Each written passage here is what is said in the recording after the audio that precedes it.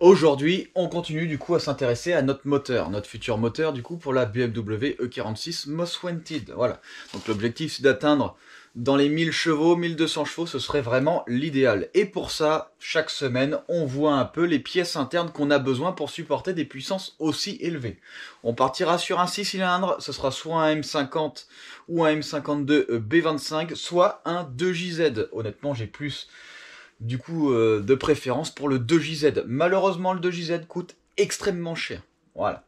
Donc pour ceux qui viennent d'arriver, déjà on a fait le tour de toutes les pièces internes, de toutes les pièces de renfort moteur pour pouvoir supporter ces énormes puissances.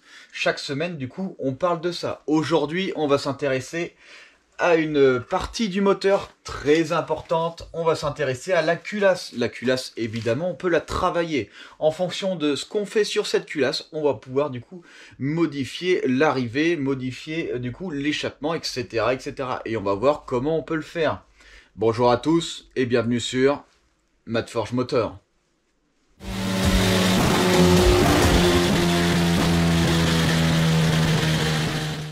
Alors pour commencer, on va voir un petit peu du coup comment ça marche la culasse, comment c'est fait pour l'évacuation du coup des gaz, exploser la combustion et pour l'entrée des gaz. Alors, il existe plusieurs différentes du coup soupapes. Alors, ici, sur les vieux moteurs, on a en petit une soupape d'échappement et en gros une soupape d'admission. Voilà, ça ce sont pour les vieux moteurs à 2 soupapes par cylindre. Et la bougie est sur le côté. Alors les rendements de ces moteurs sont extrêmement mauvais. Voilà, ça ce sont des vieilles conceptions. Là, maintenant aujourd'hui on est sur du 4 soupapes par cylindre minimum. Enfin minimum, on est sur du 4 soupapes par cylindre. Alors ce qu'il faut savoir c'est qu'à une époque, ils mettaient une soupape d'admission plus petite ici que la soupape d'échappement. Voilà. Ils se sont rendus compte qu'avec le temps, valait mieux optimiser du coup l'admission que l'échappement. Parce qu'avec l'échappement, en fait, les gaz sont tellement compressés avec l'explosion, on a tellement de pression qu'au final, ça s'évacue bien facilement. Alors qu'ici, pour aspirer, il vaut mieux avoir une soupape bien plus grosse. Voilà. Ensuite, donc ici, on a notre bougie. Notre bougie, en plus, en décalé, fait que l'explosion va plus se propager vers là, voilà. Ensuite, on est passé du coup sur du 3 soupapes par cylindre. Alors, on a 2 soupapes d'admission pour une soupape d'échappement. Ici, on a notre bougie au centre. Voilà. Donc là, ici, déjà, l'explosion au centre fait que on est bien meilleur. Une fois de plus, on favorise l'admission à l'échappement. Ensuite, ça continue. On est passé par 4 soupapes par cylindre. Voilà. Alors, suivant les moteurs, normalement, c'est toujours pareil. Les 2 plus grosses soupapes seront les soupapes d'admission. Les 2 plus petites seront les soupapes d'échappement. Il me semble bien que sur les diesels, les soupapes d'échappement et d'admission sont du même diamètre, sont de la même taille. Voilà. Et une fois de plus, la bougie au centre pour une explosion parfaite. Et là, sur certains moteurs très particuliers, hop, on a 5 soupapes par cylindre. Voilà, 3 soupapes d'admission pour 2 soupapes d'échappement. Avec la bougie au centre. Alors ce qu'il faut, ça c'est souvent sur les motos. Voilà, ça arrive beaucoup. Ils l'ont fait aussi sur le Toyota, le 4AGE, je crois bien. Et avec un 1,6 litre, on peut, en atmosphérique, on peut arriver jusqu'à des puissances de 240-250 chevaux avec ça. Bon, par contre, évidemment, on monte à 11 000 tours. Voilà. Donc là, voilà un peu, du coup, les différentes configurations possibles. Je ne sais pas s'il existe 6 par cylindre. Peut-être que ça existe. Voilà. En tout cas, nous, ce qui nous intéresse, voilà, c'est le 4 soupapes par cylindre. Le 4 soupapes par cylindre, c'est le moteur le plus répandu. C'est ce qu'il y a de plus répandu. Voilà. Donc ça, c'est ce qu'on va réellement utiliser. Du coup, on va se fier à ça pour réaliser notre moteur. Alors, du coup, ça, c'est la culasse vue en coupe. Voilà. Donc, vue en coupe, en fait, on a notre piston ici en coupe. Voilà, hop, comme ceci. Donc ici le piston monte et descend. Voilà. Alors, sur notre culasse, ici on a notre bougie. Voilà, très important. Tac. Ici, on a notre bougie. Ici, on a nos soupapes. Voilà. Nos soupapes là. Et ici. Voilà. Ici, on a nos guides de soupapes.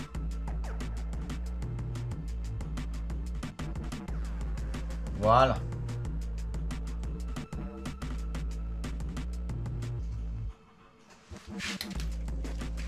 Et ici, hop, voilà, on a nos maintiens de soupape. Voilà. Alors, du coup, qu'est-ce qu'on peut améliorer sur cette culasse? Alors, sur la culasse, on peut changer énormément de choses. On peut faire des grosses améliorations. Voilà. Alors, ce qu'on peut faire en priorité, déjà, c'est augmenter le diamètre entrée et sortie du moteur. Évidemment, plus vous augmentez le diamètre, plus l'air va s'évacuer facilement. En quelque sorte. Il faut que le diamètre corresponde parfaitement avec le tube soit d'admission, soit d'échappement. Voilà. Il faut que le diamètre soit identique. Ça, c'est le top du top. Comme ça, la fluidité de l'air se fait parfaitement. Ensuite, une fois qu'on a agrandi nos conduits, il va falloir faire un lustrage en échappement. Donc, on lustre l'échappement pour pas que le carbone vienne s'accumuler dans la culasse. Parce qu'évidemment, hein, du carbone, ça s'accumule très facilement, ça reste coincé dans les micro-fissures, dans les micro-trucs, ça prend de la place partout. Si vous lustrez correctement, du coup, vos conduits d'échappement, on va dire que l'échappement est de ce côté. Voilà. Si vous faites ça, et ben là, la fluidité ne sera que meilleure au fur et à mesure des années. Même dès le début, évidemment, puisque ce sera beaucoup plus lisse. Lustrer, c'est vraiment avoir quelque chose de très fin. Du coup, on enlève la porosité de la culasse. Parce que les culasses sont moulées au sable d'origine. Le sable, ça fait comme des petits grains. Et ces petits grains-là retiennent le carbone. Voilà. Donc, en échappement ici, il va falloir lustrer. Par contre, en admission ici, il va falloir créer des turbulences. Alors, pour créer des turbulences, vous avez votre conduit comme ceci. Et là, vous venez créer des micro-trous. Partout à l'intérieur du conduit. Voilà. Tout le long. Voilà. Alors, à quoi ça sert? Ce qui se passe, c'est que vous avez besoin d'un mélange carburant. Vos injecteurs se situent ici. Voilà. Ils se situent ici. Et on appelle ça une injection indirecte. Une injection directe, c'est l'injecteur qui est directement dans la chambre. Une injection indirecte, c'est les injecteurs qui sont sur, du coup, le collecteur d'admission. Voilà. Donc ici, ça va gicler. Quand ça gicle, il va falloir du coup réaliser un mélange air-carburant. L'air arrive. Pour réaliser ce mélange air-carburant, il va falloir des turbulences. Pour créer du coup ces turbulences, il va falloir du coup mettre des défauts de surface dans nos conduits. Ces défauts de surface vont faire des turbulences d'air, et ces turbulences d'air vont faire que le mélange sera bien meilleur. Évidemment, hein, vous augmentez le diamètre. Vous augmentez le diamètre pour qu'il corresponde à l'admission. Ensuite, vous faites ces perturbations. Une fois que vous avez ces perturbations, après, du coup, votre mélange sera optimal. Voilà. Évidemment, ça va dépendre de la pression aussi de l'injecteur, de ses centimètres cubes, etc., etc. Ça va dépendre encore de plein de trucs. Mais pour optimiser au maximum, il va falloir créer des turbulences comme ceci. Voilà. Donc voilà, donc niveau admission, on n'est pas trop mal. Niveau échappement, on n'est pas trop mal. On peut aller encore plus loin. Ici, là, cette pièce-là, le guide de soupape, on peut hop l'aplatir comme ça. Voilà, donc on le réusine pour qu'en fait il ne fasse plus qu'une partie lisse. Ici. Voilà. Parce qu'en réalité, dans votre conduit, alors je sais pas si je vais réussir à vous le dessiner correctement. Voilà. Voilà, là vous avez votre soupape qui sort. Hop. Donc là voilà, votre soupape qui conduit par là. Et en fait, tout ça, toute cette partie-là déborde du conduit. Voilà. Donc ici, vous avez votre surface de conduit. Tout ça, toute cette partie-là déborde. Et évidemment, hop, de côté, ce que ça donne ça. Du coup, ici, on crée des turbulences non voulues. Voilà, ces turbulences-là vont empêcher l'air d'entrer correctement. Et ici, l'explosion, les gaz de sortir correctement. Donc ici, on va venir, hop, raboter ça pour que ça arrive pile poil à la même hauteur que la culasse. Ça, c'est super important. Plein de gens ne le font pas. Moi, personnellement, je le fais pas. Mais ce sont des choses très importantes. Vous verrez, sur des moteurs préparés, il y a toujours ça. Donc, des deux côtés. Voilà. Alors ça, ce sont les améliorations des conduits. Très important. Une fois de plus, on lustre les soupapes autant en admission qu'en échappement. C'est assez important aussi. Le carbone ne se déposera plus en échappement. En admission, l'air qui arrive, hop, viendra glisser sur la soupape et rentrer dans le conduit. Voilà. Même si on a des turbulences avant, ce qui compte, c'est que la soupape, au final, soit sèche une fois que tout le mélange est rentré dans votre chambre. Parce que si elle n'est pas sèche et qu'elle est humide, la prochaine admission, on va avoir des résidus, etc., etc. Donc il peut arriver qu'il y ait des gouttelettes qui se décrochent. En attendant, lustrage des soupapes, c'est vraiment le top. Sur toutes mes préparations moteurs, ça je le fais. Alors, niveau culasse, là on n'est pas trop mal. Là ce sont des choses qu'on peut faire soi-même. Ce sont des choses qu'on peut réaliser du coup chez nous. Si on a les bons outils, c'est assez simple au final. Le plus dur c'est peut-être d'être régulier dans vos chambres parce que chaque conduit doit correspondre à chaque conduit. C'est aussi simple que ça. Il faut que le débit de chaque conduit corresponde entre eux. Voilà, c'est très important. Sinon on va avoir des perturbations, on va avoir des différences de puissance par cylindre, etc., etc., etc. Et on peut avoir des pertes à cause de ça. Voilà. Ensuite, une autre chose qu'on peut modifier, mais alors là, de le faire chez soi, il faut avoir du vrai matériel. Moi, perso, je peux pas le faire. Ce sont l'agrandissement des soupapes. Et du coup, ici, on va venir agrandir hop, et augmenter la taille des sièges de soupape. Voilà. Les sièges de soupape sont ces toutes petites parties vertes que j'ai fait en dessin. Alors, je vais vous les faire un peu plus grosses. Du coup, vous avez votre culasse. Comme ceci, voilà. Ici, vous avez votre soupape.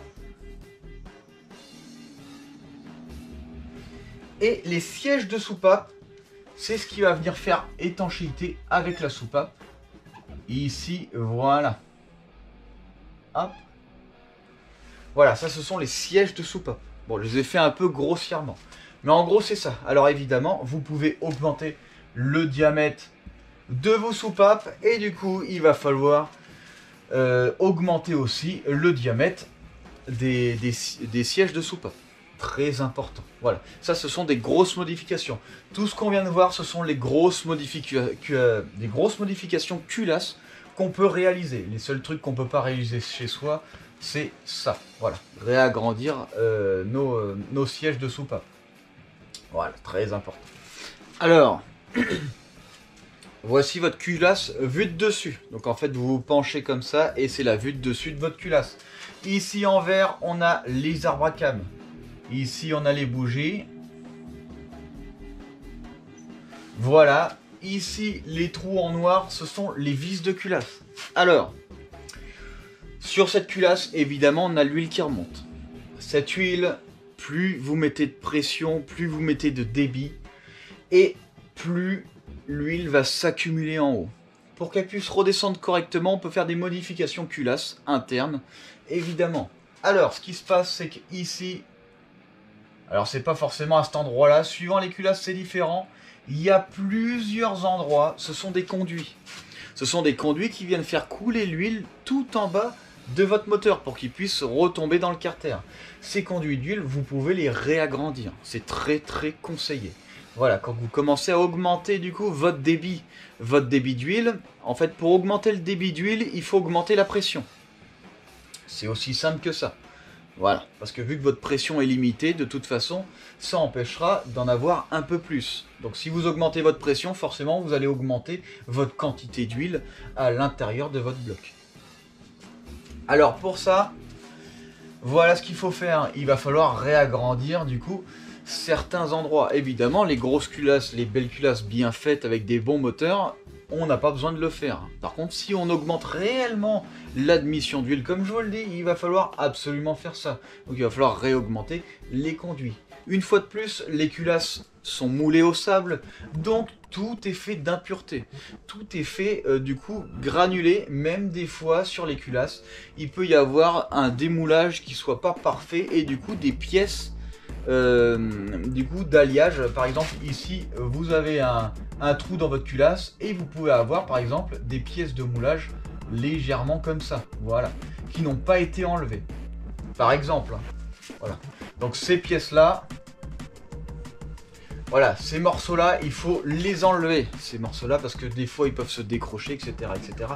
Ça, ce sont des défauts de moulure, donc ça il faut les enlever. Et une fois que vous avez enlevé ce genre de truc, hop, vous venez très légèrement réagrandir. C'est pas pour réagrandir surtout, c'est surtout pour que ce soit très lisse. Voilà, mais si en plus de ça, comme je vous dis, vous augmentez votre pression, votre débit, vous augmenterez aussi votre diamètre pour que ça puisse redescendre bien plus facilement. Sur toute votre culasse, même au niveau des conduits d'eau, quand vous retournez votre culasse à l'envers, il y a les conduits d'eau, on voit qu'ils sont pleins d'imperfections. Pareil, une fois de plus, vous pouvez du coup les refaire. Votre culasse à l'envers, hop, je vais vous faire uniquement un cylindre. Voilà votre culasse à l'envers. Ici, vous avez votre trou avec vos soupapes, votre bougie. Et quand vous regardez bien, vous avez des endroits où ça ressemble à ça. Voilà. Ça, ce sont les conduits d'eau. Voilà, alors attention parce qu'il y en a qui sont conduits d'huile. Ils sont différenciables normalement, on le voit parce que sur les conduits d'eau, on voit souvent de la rouille sur la culasse. On voit pas de la rouille de culasse, on voit de la rouille d'acier qui est venue se déposer sur les grains de sable de la culasse. Comme je vous dis, c'est moulé au sable. Il n'y a pas des grains de sable dedans, mais ça fait comme des grains de sable l'aluminium. Donc ici, pareil, hein, vous pouvez lustrer l'intérieur. Voilà, enlever toutes les impuretés pour que votre eau s'écoule bien mieux dans votre moteur. Vous aurez un meilleur refroidissement. Voilà, et pour le circuit d'huile, vous aurez une meilleure descente d'huile. Alors du coup, sur notre culasse, qu'est-ce qu'on va faire nous? Déjà, on va réagrandir chaque conduit, autant en admission qu'en échappement. On va lustrer l'échappement et on va créer des perturbations en admission. Ça, c'est ce qu'on va faire nous-mêmes. On va pas le faire faire. Voilà. Ensuite, tout ce qui est guide de soupape, je sais pas encore si je vais les couper pour que ça conduise parfaitement à la culasse. On verra ça. On verra si je le fais. Voilà. Pour l'instant, je sais pas trop. Parce que c'est quelque chose que j'ai encore jamais fait. Ça n'a pas l'air trop compliqué en soi. Mais un guide de soupape, ce qu'il faut savoir, c'est que quand on les change, il faut mettre notre culasse à chaud dans un four pour pouvoir la détendre.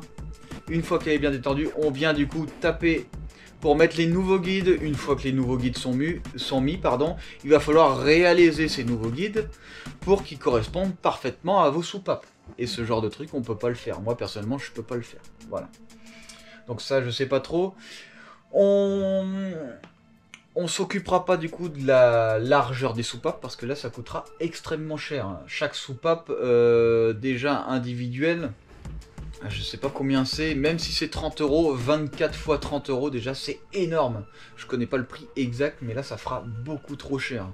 Là, je pense qu'on n'agrandira pas du coup nos soupapes. Par contre, on les lustrera, ça c'est sûr. Voilà, on leur fera pas perdre de poids en réduisant du coup leur diamètre, parce qu'au final, on va avoir énormément de puissance et ce serait dommage que du coup que les soupapes se déforment. Donc on ne touchera pas ni aux soupapes, niveau dimension, niveau machin, on gardera des soupapes d'origine, ni au siège de soupape. on ne touchera pas à ça non plus. Voilà. Donc on préparera notre culasse, tout ce qu'on peut faire chez nous, on le fera. Et évidemment, il faudra faire un surfaçage de culasse. Voilà. Une fois de plus, je vous ai pas dit, la culasse, on peut enlever de l'épaisseur si on veut augmenter notre taux de compression. Donc ici, nous, on est en turbo, d'enlever du taux de compression. Au contraire, ça nous intéresse pas du tout. Nous, c'est l'inverse, on veut l'augmenter. Mais on peut réduire la culasse pour réduire notre taux de compression, pour augmenter notre taux de compression. Ce qu'il faut savoir, c'est qu'il y a quand même une certaine limite aux culasses. On peut pas non plus enlever autant qu'on veut. Voilà. Si cette vidéo vous a plu, surtout n'hésitez pas à mettre un pouce bleu si vous n'êtes pas abonné et que le fonctionnement des pièces internes vous intéresse. Chaque semaine, du coup, j'explique un peu comment fonctionnent les pièces internes, celles qu'on a besoin du coup pour la future réalisation de notre moteur, qui atteindra à peu près entre 1000 et 1200 chevaux si je fais les bons réglages. Évidemment, je suis pas à l'abri d'exploser mon moteur. Ça c'est sûr, hein, je ne suis pas un professionnel. Voilà. En tout cas, si tout ça vous intéresse, rendez-vous sur Matt Forge Moteur.